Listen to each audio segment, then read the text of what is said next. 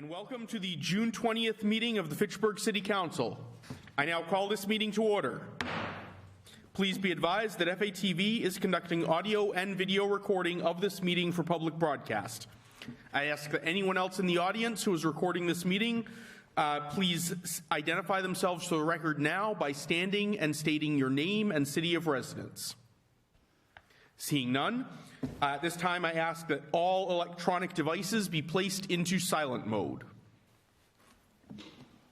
Councillor Fleming, would you lead us in the salute to the flag? I pledge allegiance to the flag of the United States of America and to the republic for which it stands, one nation, under God, indivisible, with liberty and justice for all. Madam Clerk, would you please call the roll? Councillor Fleming. Here. Councillor Green. Here. Councillor Schultz. Here. Councillor Squire. Present. Councillor Van Hazinger. He's muted. You're muted, but he is here remotely for the I'm here remotely. President Zarella. Here. Councillor Boschman. Present. Councillor Kuchar. Here. Councillor Cragen. Here. Councillor Cruz. And Councillor Di Natale. So we have 9 members present. Thank you very much. The public had been advised to contact the clerk's office for remote participation in public forum. We have no persons currently logged in. If anyone in the audience wishes to participate in the public forum, please approach the center podium, identify yourself by name and city of residence, and identify the item on which you wish to speak, and you may then speak for not more than 2 minutes. Jacqueline Wetchey, Fitchburg resident, speaking on agenda item number 188-23. Rather than admitting that COVID is endemic and going back to pre-pandemic staffing levels in the health department, the city is wasting our money running ads on Indeed to hire someone for a grant-funded position. You could eliminate the position through attrition, but no. The spending machine grinds on remorselessly, regardless of need, while the mayor instructs the poor assessor to recognize revenue prematurely to pay for it all. The entrenched COVID industrial complex in Fitchburg continues to waste money on things like sampling our wastewater for an endemic virus. It is time to stop approving these grants, which also prey on the disadvantaged. Vaccine-hesitant poor people are bribed with gift cards, and in the case of children, food, toys, books, and prizes. Another example of people doing something they don't want to because they need the money is prostitution. Similarly with these shots, you are doing something to people's bodies that they don't want and wouldn't choose were it not for the financial incentive. Fitchburg residents have gone undercover to these vaccine clinics and discovered many problems with them, including a refusal to provide information on the side effects of the shots, even when asked, which is also required for adequate medical consent. Please vote no. Any further public comment at this time? Seeing none, we will proceed with our announcements. The next meeting of the Widowed Helping Widowed Support Group will take place on Thursday, June 29th from 4 until 5:30 p.m. in room 203 at the Fitchburg State University Recreation Center, 130 North Street. Kelly Lynn and Bernie Schultz will co-facilitate. Please save the date for June 29th from 5:30 to 7:30 p.m. That's next Thursday. For a standout at 268 Washington Street, Leominster, to save the birthing center. A few weeks ago, UMass Memorial Health Alliance Clinton Hospital contacted local legislators and informed them that the hospital's maternity ward would be closing on September 22nd. We are coming together as a community to have this decision reversed for the sake of all our expecting mothers and their babies. Food and refreshments will be served. Please come and show support. And if you would like to help in garnering signatures on our petition, please contact City Councillor Sally Cragen, who has multiple copies and can also be reached at 978-320-1335. The Fitchburg Historical Society wishes to thank the City of Fitchburg Cemetery Division, especially Jacqueline Poirier, for providing the support for their program, Brothers in Blue from the Battlefront to Main Street on June 13th. Chief Martineau and a number of his officers spoke and attended, and the Fitchburg Fire Department provided transportation so that people could attend who otherwise would not have been able to make the walk. Thank you also to the Stratton players for providing the text and presenters, and history researchers Joe Cronin, Eunice Halbedel, and Sally Cragen, who provided hours of original research. And we would like to invite the public to, the Historical Society, would like to invite the public to their annual Civic Days Block Party Open House coming up on Monday, July 3rd from 5 to 9 p.m. They throw open their doors to the community and invite them in to see the exhibitions for free. For more information, contact the Historical Society at 978-345-1157. This is at 781 Main Street. Next, we have the report of the Appointments Committee. Councillor Kuchar. Thank you, Mr. President. The Appointments Committee met earlier this evening. We took up 3 appointments, 2 new appointments, and 1 reappointment. The first new appointment was to the Fitchburg Cultural Council for the City of Fitchburg, term to expire June 1st of 2026. Catherine Healy, which was approved unanimously. A new appointment for a special police officer for the City of Fitchburg, David R. Daigle, which was approved unanimously, and then also a reappointment for the Director of Human Resources for the City of Fitchburg, term to expire December 31st, 2024, Susan Davis, which was also approved. Move to accept the report. On a motion. I have a question from Councillor Green. At this point, I just need to recuse myself. Okay. Councillor Brochman? On the thing here, I'd like to ask one question to Ms. Haley, if you don't mind. Is that okay? I just want to know if Mike Haley is her husband. I suppose No? you can ask. No, cousin? No. All right. I just thought you was. But I am related to the mayor. All right. And I just want to tell Susan Davis that if I support it tonight, I don't want her to think I'm going soft. I don't think anyone thinks that, Councillor. All right. We have just been joined by Councillor Di Natale remotely. Oh, here he is. I had a motion. Do I have a second? Second. I have a motion and second to accept the report of the Appointments Committee. If there is no objection, we will take this by unanimous consent. Seeing none, it is approved. And the chief wants to swear in. And we will now have the swearing in of our new special police officer. As is customary, I'll ask that we clear the bench. Mr. President, before we go into the swearing in, I feel it's appropriate that I recognize the years of service in front of full City Council, Detective Daigle. As I said during the Appointments Committee, Detective Daigle and myself, we came on roughly the same time back in 1987 and 88, and I've had the distinct pleasure of working with Dave for the last 35 years. Not only do I consider him a friend, but a colleague, but just an exceptional police officer. Dave has worked in many, many different aspects of the Fitchburg Police Department, from the patrol division to community engagement to traffic, but most importantly, his years spent in the Detective Bureau and what type of services he provides, specialty services to the most vulnerable victims of different crimes in the city of Fitchburg. I think it's important that we highlight those 35 years of service, and I'm extremely grateful on behalf of the police department and happy for Dave in his retirement, and we wish him nothing but the best. Thank you.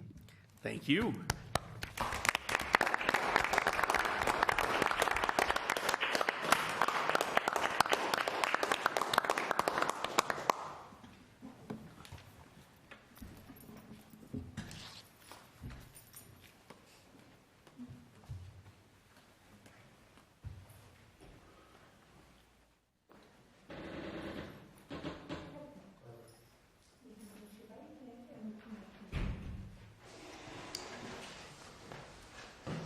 I do solemnly promise and swear I do solemnly promise and swear that I will faithfully and impartially, that I will faithfully and impartially, and to the best of my knowledge and ability, to the best of my knowledge and ability, knowledge and ability, perform and discharge perform and discharge all duties all duties incumbent upon me incumbent upon me as a special police officer for the city of Fitchburg. as a special police officer for the city of Fitchburg. So help me God. So help me God. Thank you so much. Thank you. Congratulations.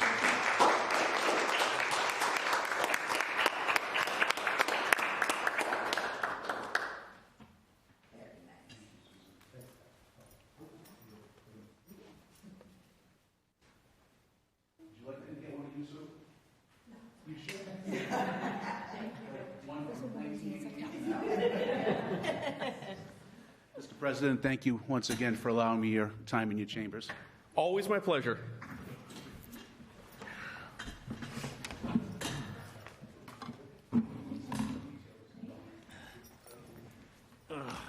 Thank you. Thank you very much. We next have the report of the Committee on Records. Councillor Brochman. Mr. Chair, we got quite the report tonight. I just want to tell you that for the meeting May 22nd, for the meeting for June 6th, June 8th, and June 8th, I find the records to be in order, and I want to say thank you. Move to accept the report of the Committee on Records. Second. I have a motion and second. If there is no objection, we will take this by unanimous consent. Seeing none, it is approved. We have two communications from His Honor the Mayor, both appointment letters, one of Ellen Doust as a member of the Fitchburg Cultural Council, term to expire July 1st, 2026, and one of Todd A. Goodwin as a member of the Council on Aging, term to expire July 1st, 2026. Both of those stand referred to appointments. Report of the Finance Committee. Councillor Di Natale?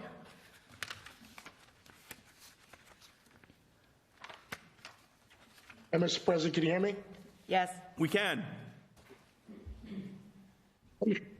Finance Committee met on June 14th and took up the following. 17123 was a budgetary transfer from available funds to Employee Benefits Chapter 41 Police to sync up the FY23 actuals for the year.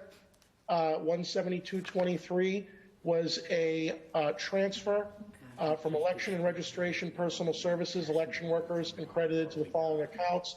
This should have said, City Council expenses, $11,200. City Clerk expenses, $2,000, and election registration expenses, $13,000. This was a result of reimbursement from the state for prior election.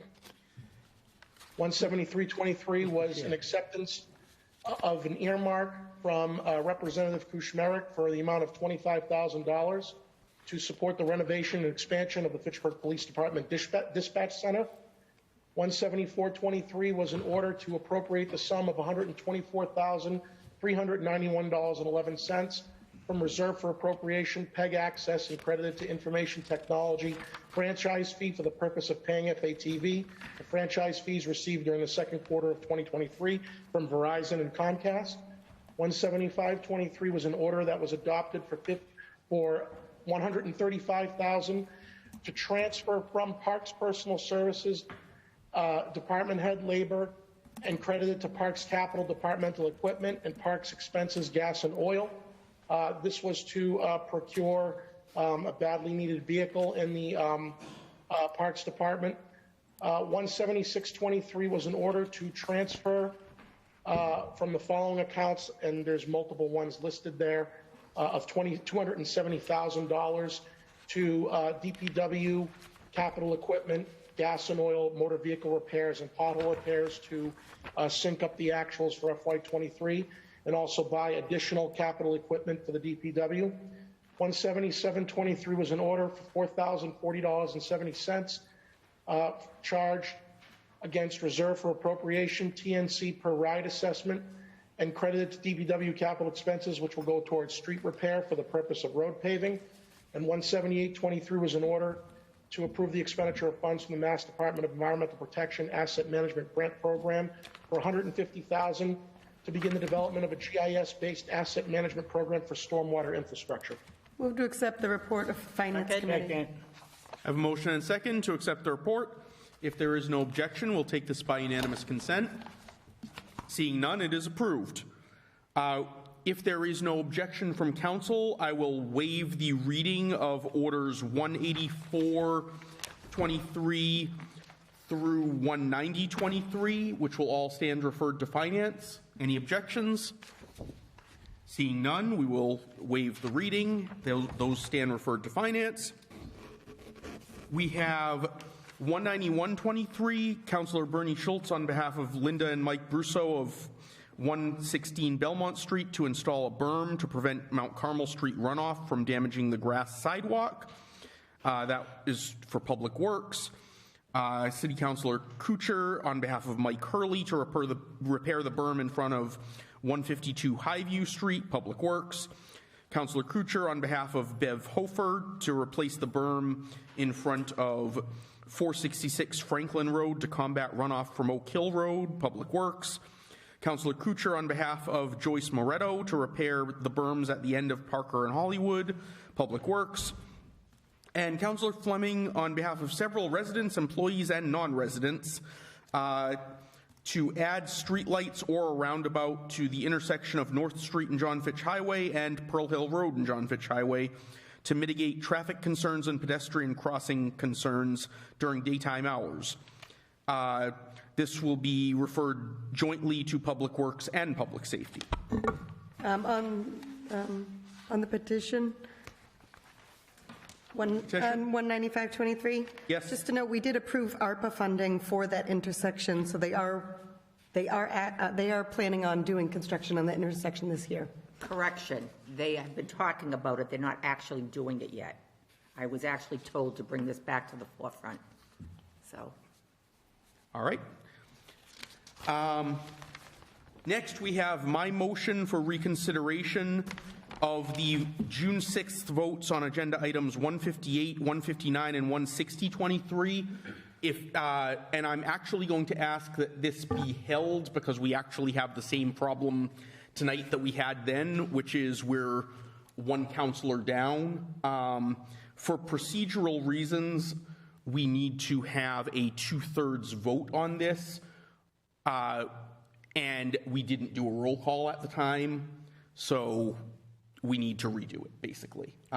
It did pass by a 2/3 majority, but it has to be 2/3 of the full body, and we didn't have the full body present, so we have to confirm that. Move to hold 15823. Second. This will be 158, 159, and 160, but first I'll need a motion for reconsideration, which is my motion, actually. So moved. Okay, so I've got a second. Second. And then, Madam Clerk, I'm sorry? On the motion? Go ahead, it's not debatable, but you can ask a Okay, question well, I'm just about it. curious why it has to be the full council. I mean, what if you don't get the full council? There's a statute that I think everyone sort of overlooked at the time and that we just need to comply with to make this effective. So I have a motion and second for reconsideration. This is not the vote on whether to repass these things. This is just the vote on whether to entertain reconsideration. Madam Clerk, would you please call the roll for a 2/3 vote? Yes. This is 2/3 of members present, to be clear. Councillor Fleming. Yeah. Councillor Green. Yes. Councillor Schultz. Yes. Councillor Squalia. Aye. Councillor Van Hassinger. Yes. President Zarella. Yes. Councillor Boschman. Yes. Councillor Kuchar. Yes. Councillor Cragan. Yes. And Councillor Cruz is absent. And Councillor Di Natale. Yes. So it passes 10. I'm sorry. Move to hold 15823 through 16023. Second.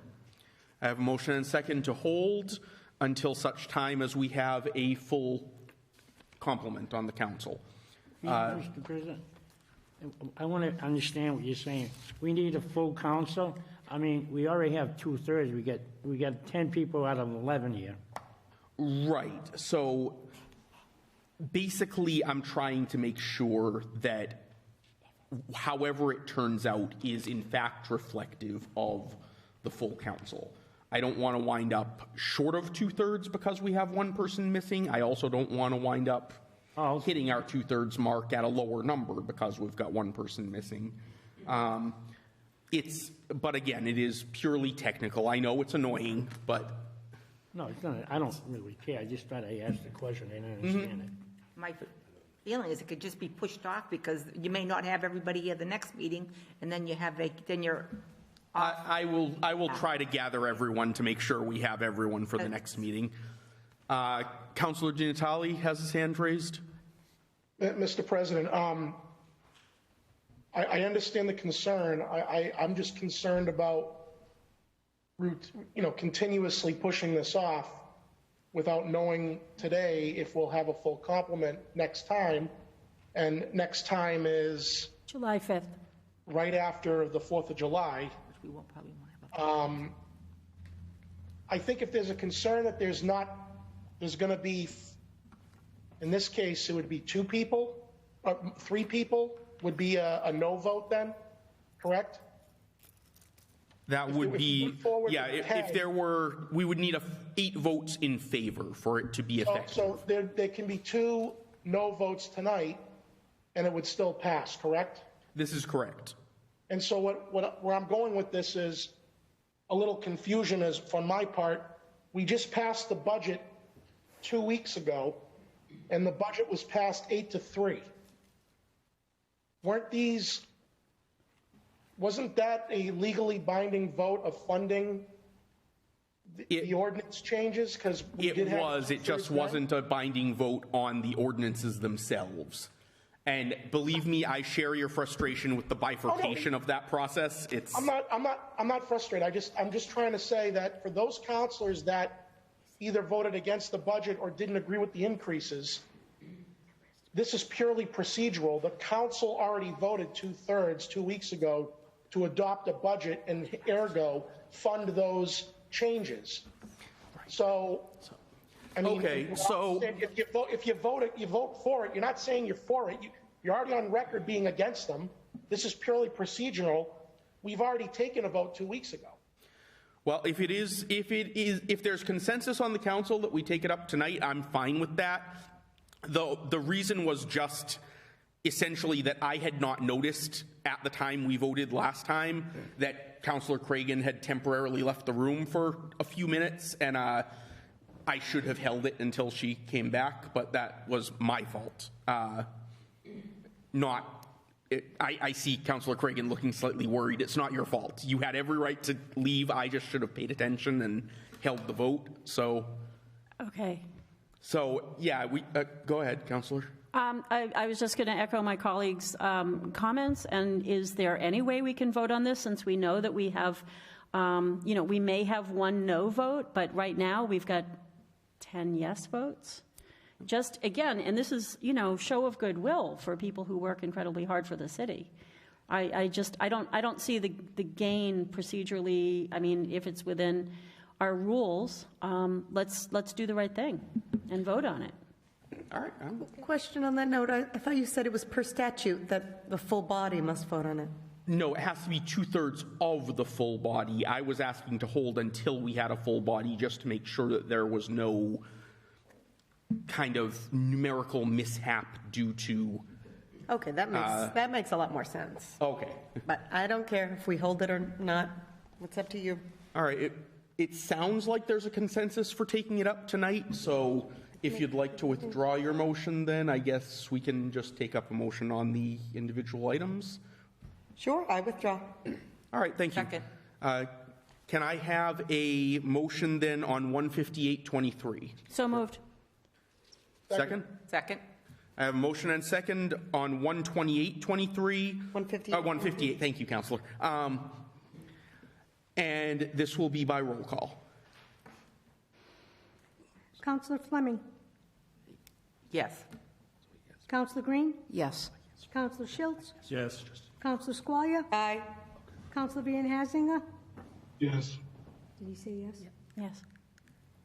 President Zarella. Yes. Councillor Boschman. Yes. Councillor Kuchar. Yes. Councillor Cragen. Yes. And Councillor Di Natale. Yes. That's 10 yes. All right. I have another question. Go ahead. What was the reason before? What was the problem before procedurally? Was it because one counselor was not in the room, or? It was because one councillor was not in the room. We had a majority of, I believe it was, 7-3, which did not hit the 2/3 threshold, but one counselor was absent temporarily, so we need to revote it to make sure that there is in fact a 2/3 majority. Okay. Thank you. Move to accept 159 and 160-23. Second. All right, I have a motion and second on 159 and 160-23. Madam Clerk? Counselor Fleming? Yes? Counselor Green? Yes. Counselor Schultz? Yes. Counselor Squire? Aye. Counselor Van Hassinger? No. President Zarella? Yes. Counselor Boschman? Yes. Counselor Kuchar? Yes. Counselor Cragan? Yes. Counselor Di Natale? Yes. So that is 9-1. Passes. All right. And that actually concludes our agenda. Move to adjourn. Second. I have a motion and second to adjourn. If there is no objection, we are adjourned.